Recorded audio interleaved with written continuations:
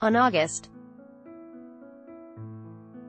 3, 2 days after Trump's Tampa rally served as a kind of coming-out party for enthusiasts of the QAnon conspiracy, according to which Trump is totally in control, working secretly with Robert Mueller to put the entire Democratic Party leadership in prison, probably Guantanamo. Political scientist Joe Uscinski, co-author of American Conspiracy Theories, along with Joseph Parent, tweeted, "Just so we don't let the overblown coverage of QAnon conspiracy theories give us a misguided view of conspiracy theorizing, I am going to provide a few articles by left-leaning outlets who have noticed a sharp rise in conspiracy theories on the left since Trump took office."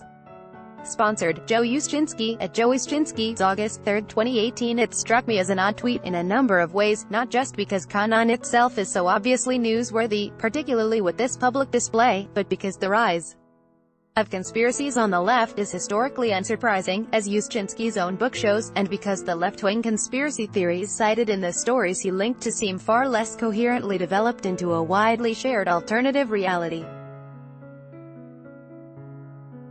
This article first appeared in Salon.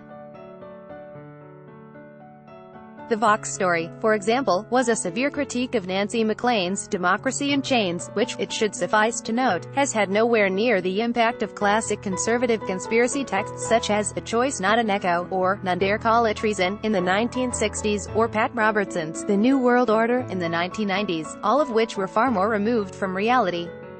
Indeed, another story, at The Atlantic, expressly denied any left-right equivalence. Before we go on, let me try to quiet the cries of false equivalence before they begin. No, these personalities and publications do not yet wield the same influence in the Democratic Party that their counterparts do in the GOP. But ignoring them would be a mistake. That sort of balanced perspective is what I would have expected from Uscinski, given the findings in his book, which, as I mentioned here in March 2016, looked at letters to the editor to the New York Times from 1890 to 2010, and found that the villains in conspiracy theories were more often on the left when a Democrat was president, and on the right when a Republican was in the White House. The ratios were 3-to-1 in both cases, and the book makes the more general argument that conspiracy theories are for losers, the title of Chapter 6. So by the logic of Uscinski's own book, QAnon is more exceptional, which should make it more newsworthy, and coverage of it less overblown. So, why not say so, I wondered. Why throw the emphasis the other way? Why should the examples you pointed out in the 4 articles you linked to be considered remarkable? I asked him, via email. They shouldn't, as far as I am concerned, Uscinski responded. They show exactly what the conspiracy theories are for losers argument predicts. The left turned to conspiracy theories quickly, in a vocal way, as a salve for their loss in 2016, he added. There seems to be little Trump can do without it being treated as a conspiracy by some people on the left. This was no different during the Bush administration. Oh, really? Well, perhaps there was good reason. After all, the Bush administration actually did conspire to mislead the world into war with Iraq, as the Downing Street memo later revealed. With actual conspiracies like that, who needs theories, anyway? Do any of those articles indicate an equivalent degree of conspiracist influence on the left today? I asked. My point by posting the articles was that even journalists at left-leaning publications noticed an uptick in conspiracy theories on the left since Trump took office. Uscinski answered.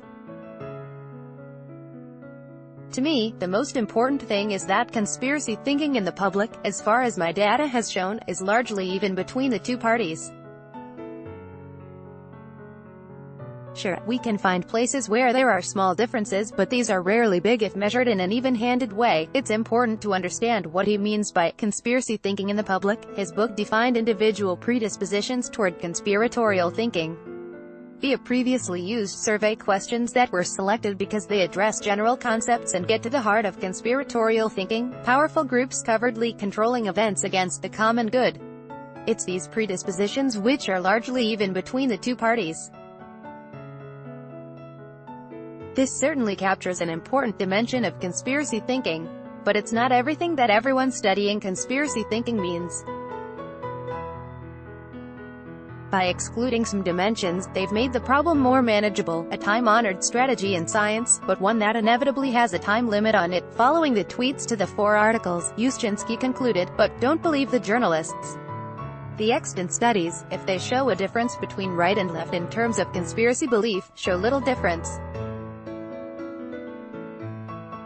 Certainly not enough difference to suggest that the left is sound and savvy while the right is a bunch of conspiracy nuts." Joe Uszynski, at Joe Uszynski, August 3, 2018. The problem with this tweet is twofold. First, there are some individual differences between left and right, which I wrote about in that March 2016 article mentioned before, and second, individual level differences are not the whole story, not by a long shot. Diamonds and coal are both made of carbon. At the atomic level, they're identical. At the molecular level, not so much. It's not what they're made of that makes them different, it's how they're put together. The same is true of political coalitions. Consider 2 flagship examples the media has used: birtherism and 9/11 trutherism. The study cited in that March 2016 article found almost no difference between liberals and conservatives on a 9/11 truther question, but in his book Uszynski cites a poll discussed by Brendan Nyhan, which shows relative parity between the 2 views. Does it matter which result is right? Of course it does, but not in terms of political impact. Donald Trump rode his promotion of birtherism all the way to the GOP nomination, and with a wink and a nod, to the White House as well. No one even dreamed of doing something similar with 9/11 trutherism on the Democratic side. And Trump wasn't alone, just much more flamboyant. Trump was unique in taking advantage of the situation. But the situation was there for him to exploit within the GOP. There was no such situation on the Democratic side. Or consider the death panel conspiracy theory used to whip the newly formed Tea Party movement into a frenzy during the August 2009 recess. While not strong enough to prevent the Affordable Care Act from being passed, it played a crucial role in laying the foundations for the GOP's wave election victory in 2010, one of the most consequential midterm elections in American history. Is there anything remotely like it on the Democratic side? Recall the conspiratorial books I mentioned above, a choice, not an echo, none dare call it treason, The New World Order. Is there any comparable book on the left? And what about media? Is there any left counterpart to conspiracists like Rush Limbaugh, Glenn Beck and Alex Jones? Is there any left conspiracist narrative like voter fraud? Or like the strain of global warming denialism that paints global warming as a conspiracy? In short, coal and diamonds aren't just aggregates of carbon atoms, and neither are political cultures merely aggregates of individual psychology. It's the cultural level where left-right differences regarding conspiracism come most sharply into focus. The argument is not that everyone on the left is sound and savvy, while everyone on the right is a conspiracy nut. It's that conspiracist thinking has a much larger influence in conservative circles than it does in liberal, progressive ones, for a variety of historical and cultural reasons. When I put this argument to Uszynski, he responded, "This is something that I can't really speak to because it makes a mushy claim that could be tightened up and studied, but hasn't been yet." We could go back and forth with anecdotes showing that each set of partisan elites engage with conspiracy theories in one way or another. Until a systematic study measures this influence you are talking about, I am unwilling to accept a claim that one party's elites or circles are more influenced by conspiracy theories than the other. If future studies show that there is a difference, then so be it. But I had some very specific frameworks in mind. First is the asymmetry of American politics, described by Matt Grossman and David A. Hopkins in Asymmetric Politics, Ideological Republicans and Group Interest Democrats. Although they do not argue it themselves, the more unified ideological nature of the GOP they describe sets up the preconditions for widely shared conspiracy narratives much better than the pragmatic coalitional nature of the Democratic Party. These include much higher levels of ideological self-identification, stronger, sharper us-them dividing lines, with a more cohesive sense of us, and less focus on policy specifics, which would divert attention away from conspiracist narratives. A second reason for asymmetry in the intensity of conspiracism springs from different models of human cognition, as described by Chris Mooney in The Republican Brain, The Science of Why They Deny Science and Reality, where he argues, accurately, that the GOP conservative focus on persuasion is far more in line with the evolutionary record than the Democratic liberal focus on fact-finding. The right's greater focus on persuasion appears to be perfectly consistent with a greater propensity to conspiracism under the model in American conspiracy theories, given that widespread communicative responses to perceived threat are required in order for them to spread.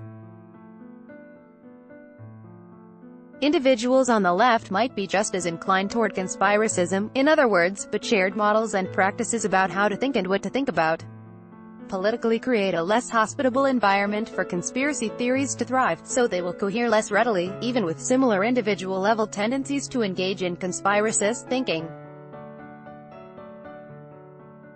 I asked Uszczynski for his response to these arguments.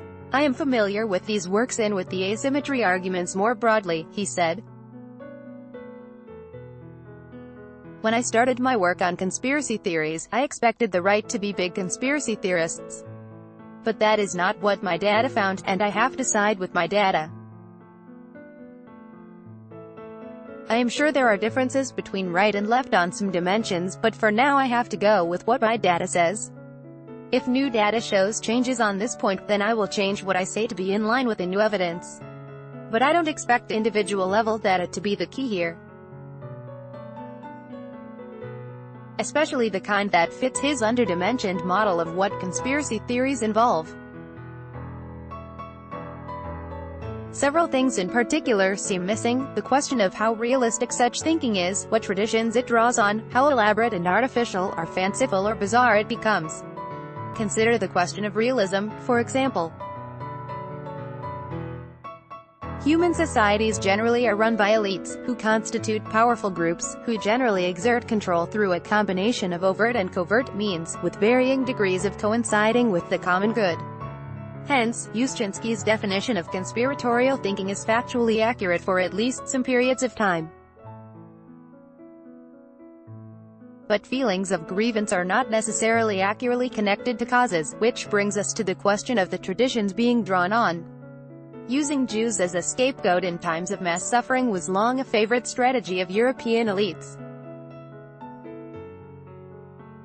Hence, the saying, "Anti-Semitism is the socialism of fools."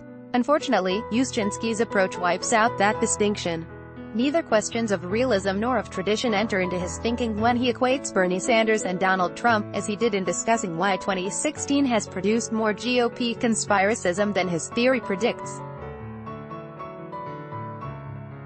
The reason, he says, provisionally, is Donald Trump. Trump entered the Republican primaries against 25 other Republicans, all more experienced and more Republican than himself. To differentiate himself, he turned to conspiracy rhetoric to mobilize the conspiracy-minded wing of the Republican Party. Trump went after the voters who, 1. would normally be less likely to turn out to begin with, and 2. would not be excited by an establishment candidate like Jeb Bush. Trump mobilized these conspiracy-minded Republicans and won the primary with a plurality. Sanders did the same thing on the Democratic side and got an equal amount of support using his "the 1% rigged everything" conspiracy theories. Sanders only warranted a parenthetical mention, but it's a telling one. Adopting an underdimensioned model of conspiracism, Uszczynski feels perfectly justified in treating Sanders as equivalent to Trump. For him, there is no difference between socialism and the socialism of fools. Or consider another equivalence from his book, the way in which he deals with the conservative voter fraud conspiracy. First, he quotes Jonathan Chait, accurately describing the situation. Bizarre, counterfactual beliefs about massive electoral fraud exist on both right and left. The important difference is that left-wing electoral conspiracy theories are almost completely marginal, rejected by even highly partisan outlets like Daily Kos, whereas the right-wing equivalent enjoys mainstream support. Rather than respond to Chait's claim, Uszczynski shifts focus to a poll of individual attitudes, from the level of coal versus diamonds to the level of carbon versus carbon. 50% of Republicans said voter fraud would be very or somewhat likely if their preferred presidential candidate didn't win the election, versus 44% of Democrats, about a tie. But then Yushchynsky shifts focus again, rather dramatically. Using his lens of underdimensioned conspiracy thinking, he equates voter registration on the one hand with voter suppression on the other. Each side believes that when the other side wins, cheating is to blame, and they believe it about equally. These beliefs rebound upon each other. Democrats, responding to the belief that their voters had been suppressed in 2000 and 2004, made Herculean efforts at voter registration and mobilization in 2008 and 2012. Republicans saw these efforts as an attempt to commit voter fraud by stuffing ballot boxes. Responding to their perception, Republican governors and legislatures across the states attempted to institute tougher restrictions on voting, including requiring voter identification. In response to this, Democrats accused Republicans of manufacturing phony assertions of voter fraud as part of a wide-ranging conspiracy to curtail Democratic voters' access to the polls. This spiral of hostility is bound to continue. Needless to say, this is a cartoon version of what's actually happened, a story with a much longer history, dating back to the earliest days of our republic. Suppressing voters is a long-standing conservative tradition, upheld by Southern Democrats more than anyone, when they had the most to fear from both blacks and whites without property.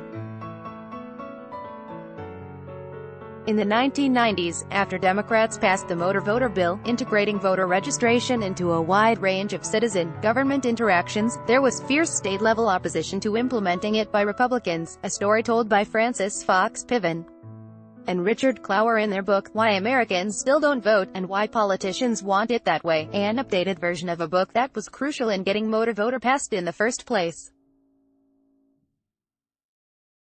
It was only after the updated version was published, in 2000, that Democrats began to grow more interested in registering new voters, while Republican obstructionism only deepened.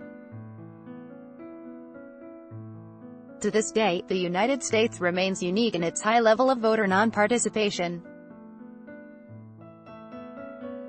Nowhere else does this level of sustained conflict to suppress voters exist. Yet Yushchynsky's account turns it into just another case of both sides do it. Another dimension of conspiracism that Yushchynsky's account leaves out is how elaborate it becomes, and the kinds of flawed reasoning involved. In a January 2017 story, I ticked off a set of 6 characteristics of conspiracist thought investigated by Stefan Lewandowski, which I had described in detail in a previous article. They come in 3 pairs. The first to establish a morally self-justifying framework. Hidden conspirators are bad, nefarious intention, but conspiracy theorists are good. Persecution victimization, which subverts the conspiracist's purported interest in truth-seeking. The second pair does this by managing unwanted information, first by ignoring or denying contradictory evidence, nihilistic skepticism, and then by building an elaborate fantasy edifice, incorporating random evidence. Nothing happens by accident. The last pair subverts truth-seeking by fending off sounder explanations, either by dogmatically insisting there's a conspiracy even if no coherent account of it can be given, and, in the extreme, when conspiracists hold self-contradictory beliefs, or by insisting that evidence against the conspiracy is actually evidence in favor of it, proof of how badly the conspirators want to hide the truth, self-sealing. This kind of focus on the thinking process involved is perhaps the most striking, simple way to distinguish between the very different worlds of Donald Trump and QAnon, on the one hand, and Bernie Sanders and DSA on the other. There is simply no similarity in how they develop and defend their arguments. In short, Yushchynsky's work leaves me with 2 conflicting feelings. On the one hand, I appreciate what he's done with his simplified model of conspiracy thinking, it's clarified a lot. On the other, I'm frustrated by what it excludes, and by the distorted picture that results. Sanders and Trump are not 2 peas in a pod, nor is voter registration the flip side of voter suppression, and any theoretical framework that supports such views is seriously incomplete, at best. The truth is, we are only just beginning to understand the phenomena of conspiracy theories and how they fit into the larger scheme of all the things humans do. We need more creative thinking about how the different aspects of this all fit together, more critical thinking to evaluate those creative ideas, and, finally, more rigorous data, as reality will be the ultimate test.